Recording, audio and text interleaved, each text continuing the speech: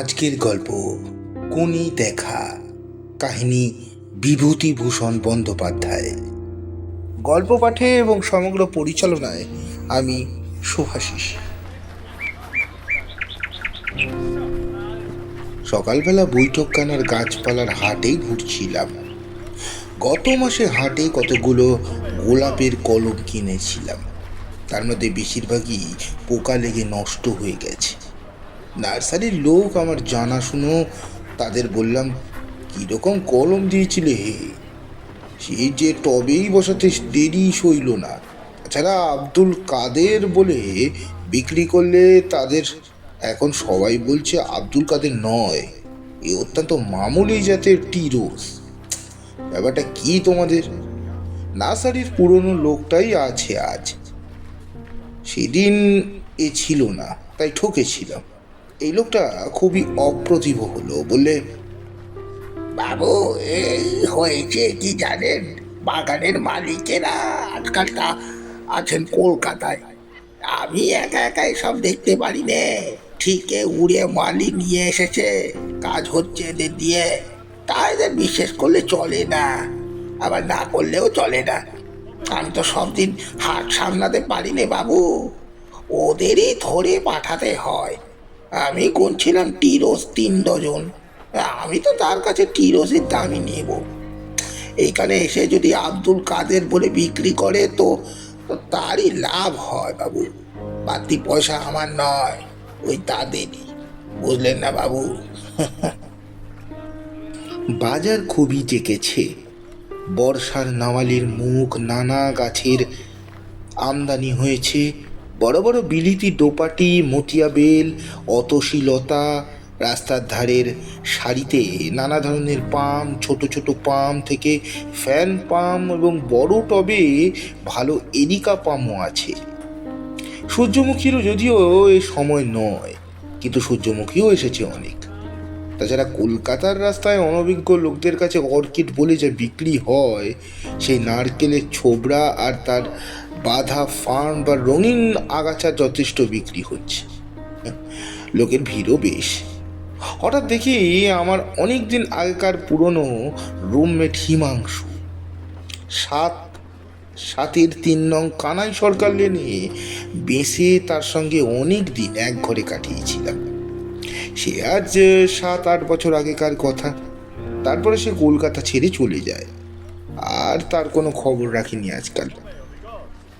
এই যে হিমাংশু, চিনতে পারো? হিমাংশু চমকে পিছনে ফিরে চাইলে এবং কয়েক সেকেন্ড সবিস্ময়ে আমার দিকে চেয়ে থাকবার পরে সে আমায় চিনলে। হাত বাড়িয়ে এগিয়ে এলো হাসি মুখে। আরে আরে, জগদীশ বাবুজি। হে হে, তারপর? ও, আপনার সঙ্গে এক যুগ পরে। ও, তারপর কেমন আছেন বলুন? আমি বললাম, তোমার গাছপালার শখ দেখছি আছে হিমাংশু। সেই মনে আছে দুজনে কতদিন একসঙ্গে হাটে আসতাম। হিমাংশু হেসে বলল, তার মনে নেই? সেই আপনি দার্জিলিংয়ের লিলি কিনলেন। আপনার তো খুব শখ ছিল লিলির, এখনো আছে।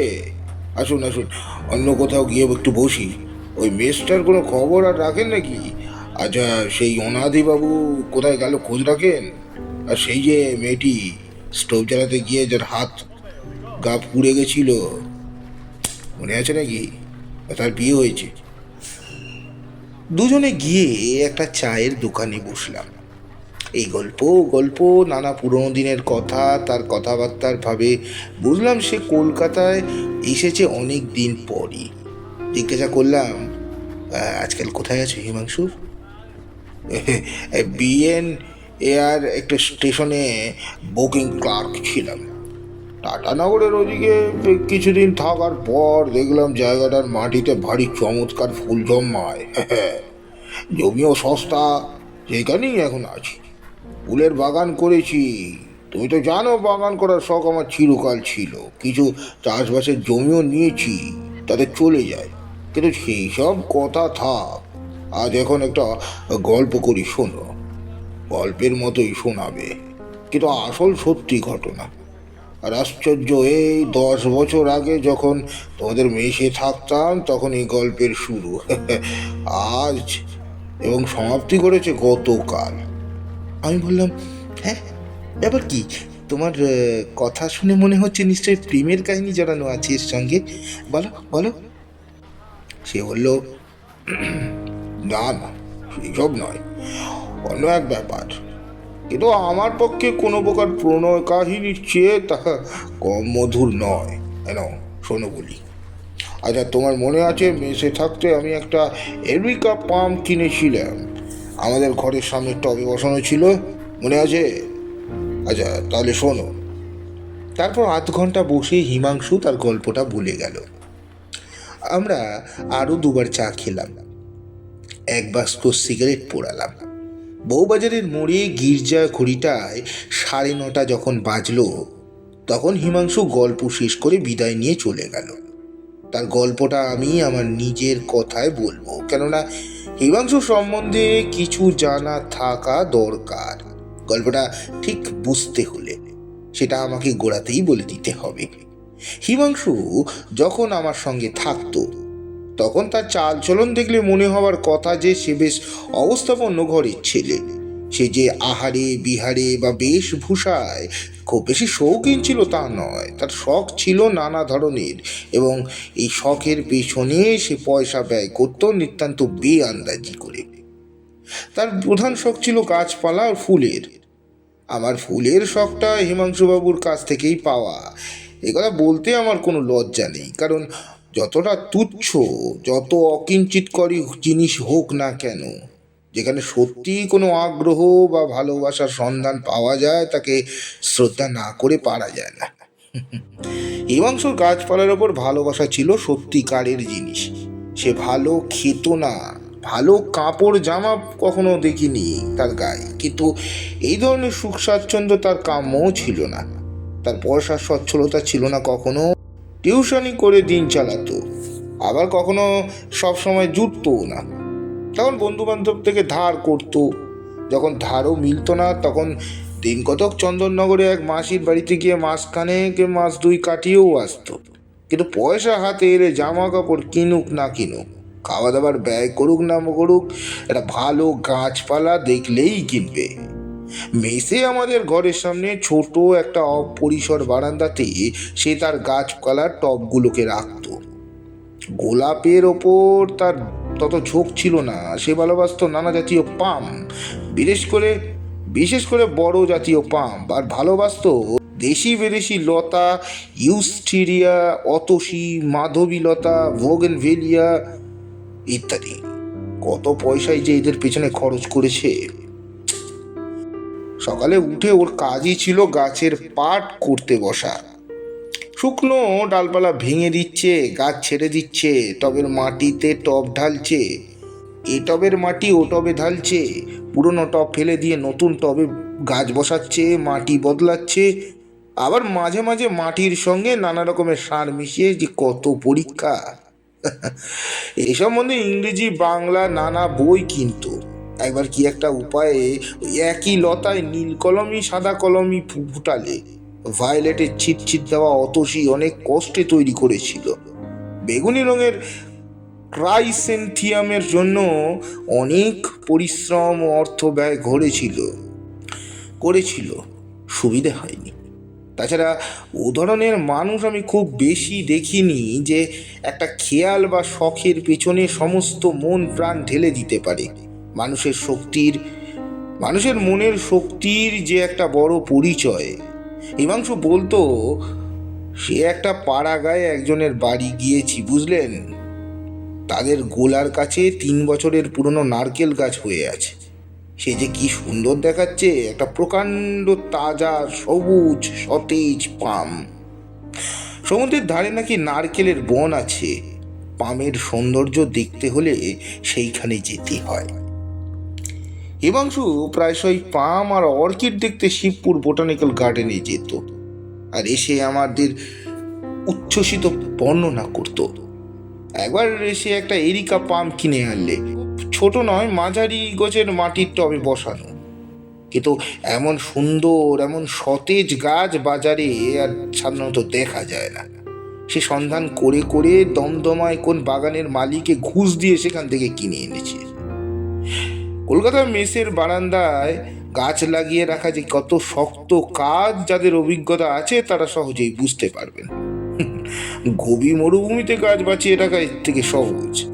একবার সে আর আমি প্রায় দিন 20-22 জন্য কলকাতার বাইরে যাই। চাকরকে আগাম পয়সা দিয়ে হিমাংশু দিয়ে গেল যে গাছে জল দেওয়ার জন্য। ফিরে এসে দেখা গেল 6-7টা পাম শুকিয়ে পাখা হয়ে গেছে। সকালে বিকেলে হিমাংশু বালতি বালতি করে জল টানতো 1তলা থেকে 3তলায় টবে দেওয়ার জন্য। গাছ বাড়ছে না কেন, এর কারণ অনুসন্ধান করতে অত্যন্ত উদ্বেগের অন্ত ছিল না তার। অন্য সব গাছের চেয়ে কিন্তু ওই এরিকা পাম গাছটার ওপর তার মায়া ছিল সবচেয়ে বেশি।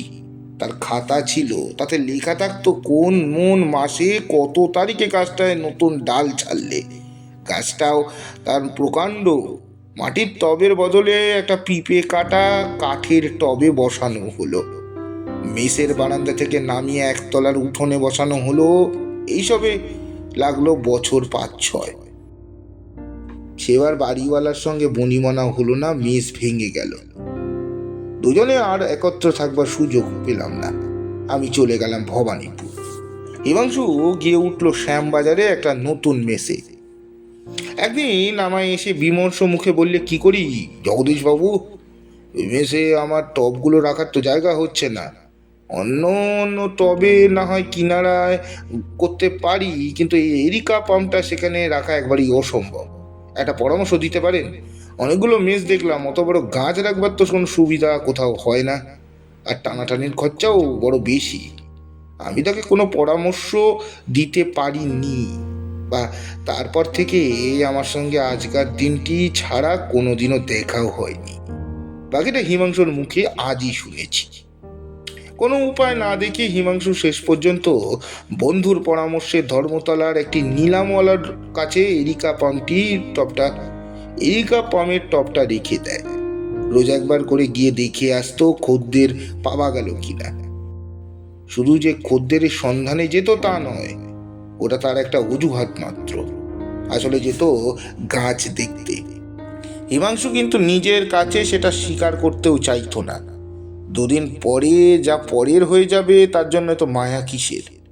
তবুও একদিন যখন দেখলে গাছটা সে নধর সতেজ, স্ত্রী যেন ম্লান হয়ে এসছে, নিলামওয়ালারা গাছে জল দেয় না, তেমনি যত্ন করে না, সে লজ্জিত মুখে দোকানের মালিক এক ফিরিঙ্গি ছোকরাকে বললে, গাছে তেমন তেজ নেই, এই গরমে জল না পেলে দেখতে ভালো না দেখালে বিক্রি কেন হবে?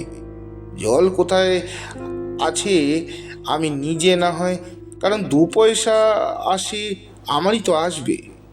তারপর থেকে যেন পয়সার জন্যই করছে। এই অছিলায় রোজ বিকেলে নিলামওয়ালাদের দোকানে গিয়ে গাছে জল দিত। একদিন দেখতো দোকানের চাকরেরা আগে থেকেই জল দিয়েছে। রোজ নিলামের ডাকের সময় সে উপস্থিত থাকতো। সেই গাছটার দিকে কেউ চেয়ে থাকতো, কেউ দেখে কিনা। সেই গাছটার দিকে কেউ চেয়ে দেখে কিনা লোকে চেয়ার টেবিল সোফা আলমারি কিনছে, ভাঙা পুরনো ক্লক ঘড়ি কিনছে, সবই তো বিক্রি হয়ে গেল। কিন্তু গাছের শখ খুব বেশি লোকে নেই, গাছটা আর বিক্রি হয় না।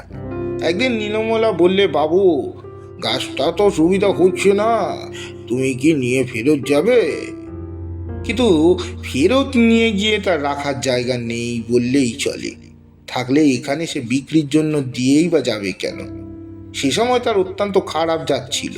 চাকরির চেষ্টায় আকাশ পাতাল হাতড়ে হাতড়ে কোথাও কিছু মিলছে না, নিজেও থাকবার জায়গা নেই, তো পিঁপে কাটা কাঠের টবে বসানো অত বড় গাছ সে রাখবে কোথায়? মাসখানেক পরে হিমাংশুর অবস্থা এমন হলো যে আর কলকাতায় থাকাই চলে না। কলকাতার বাইরে যাবার আগে গাছটার একটা কিনারা হয়ে গেলে তার মনে শান্তি হতো, সে মনে মনে শান্তি পেত। কিন্তু আজও যা কালও তাই। নীলামলাকে কমিশনের রেট আরো বাড়িয়ে দিতে হয়েছে গাছটা রাখবার জন্য, নইলে সে দোকানে রাখতে চায় না। কিন্তু হিমাংশুর দুর্ভাবনাটা এই যে ও কলকাতা ছেড়ে চলে গেলে গাছটা আর যত্ন হবে না, নীলামলার দায় পড়েছে। কোথাকার একটা এরিকা পাম গাছ বাঁচলো কি মলো অত তদারক করার তাদের গরজ নেই। কিন্তু শেষে বাধ্য হয়েই কলকাতা ছাড়তে হলো হিমাংশুকে। অনেকদিন পরে সে আবার এলো কলকাতায়। নিলামওয়ালার দোকানে বিকেলবেলা গেল গাছটা দেখতে, গাছটা নেই, বিক্রি হয়ে গেছে 7.5 টাকায়। কমিশন বাদ দিয়ে হিমাংশুর হাতে বিশেষ কিছু রইল না, কিন্তু টাকার জন্য তার অত দুঃখ নেই। এতদিন পরে সত্যি সত্যি গাছটা পরের হয়ে গেল। তার প্রবল আগ্রহ হলো গাছটাকে সে দেখে আসি। নিলামওয়ালা সাহেব প্রথমে ঠিকানা দিতে রাজি হয়নি। নানা আপত্তি তুলে বহু কষ্টে তাকে বুঝিয়ে সুঝিয়ে ঠিকানা জোগাড় করলে সার্কুলার রোডের এক সাহেবের বাড়িতে গাছটা বিক্রি হয়েছে। হিমাংশু পরদিন সকালে সেখানে গেল। সার্কুলার রোডের ধারেই বাড়ি, ছোট ছোট গেটওয়ালা কম্পাউন্ড, উঠোনের একধারে একটা বাতাবি লেবু গাছ, গেটের কাছে চারা পাকুড় গাছ। সাহেবের গাছপালার শখ আছে, পাম অনেক রকম রেখেছে, তার মধ্যে ওই পামটাই সবচেয়ে বড়। হিমাংশু বললে সেই 1000টা পামের মধ্যে নিজেরটাও সে চিনে নিতে পারে। কম্পাউন্ডে ঢুকবার দরকার হলো না, রাস্তার ফুটপাত থেকেই সে বেশ দেখা যায় যে বারান্দায় উঠবার পৈঠার ধারে তার পিপে কাটা টপ শুদ্ধ পাম গাছটা বসানো আছে। গাছের চেহারা ভালো, তবে তার কাছে থাকবার সময় আরও বেশি সতেজ সবুজ ছিল। হিমাংশুর মনে পড়ল ওই গাছটা কবে কোন ডালে গজালো, তার খাতায় নোট করা থাকতো। ও বলতে পারে প্রত্যেকটি ডালের জন্ম কাহিনী। একদিন তাই ওর মনে ভারী কষ্ট হলো। সেদিন দেখলে সাহেবের মালি নিজের হাতে ডালগুলো সব কেটে দিয়েছে। মালিকে ডাকিয়ে বললে, ডালগুলো ওরকম কাটছো কেন? মালিটা ভালো মানুষ, বললে, আমি কাটিনি বাবু, সাহেব বলে দিল নিচের ডাল না কাটলে কচি ডালে জোর পাবে না। বললে তবে গাছ না হলে ওই ডালগুলো আপনি থেকে ঝরে পড়ে যেত। হিমাংশু বললে, তোমার সাহেব কিচ্ছু জানে না, যা ঝরে যাবার তা তো গিয়েছে। অত বড় গুড়ি ইটা বার হয়েছে, তবে কি করে? আর ভেঙো না। 3-4 বছর কেটে গেল। হিমাংশু গাছের কথা ভুলেছে। সে গালুডি না ঘাটশিলা ওদিকে কোথাও জমি নিয়ে বসবাস করে ফেলেছে ইতিমধ্যে। গাছপালার মধ্যে দিয়েই ভগবান তার উপজীবিকার উপায় করে দিয়েছেন। এখানে হিমাংশু ফুলের চাষ আরম্ভ শুরু করে দিলে সুবর্ণরেখার তীরে। মাটির দেওয়াল তুলে ঘরের বাংলো বাঁধলে একদিকে দূরে অনুচ্চ পাহাড়, নিকটে দূরে শালবন, কাকড়, মাটির লাল রাস্তা, অপূর্ব সূর্যোদয় সূর্যাস্ত। ফুলের চাষে সে উন্নতি করে ফেললে খুব শিগগির।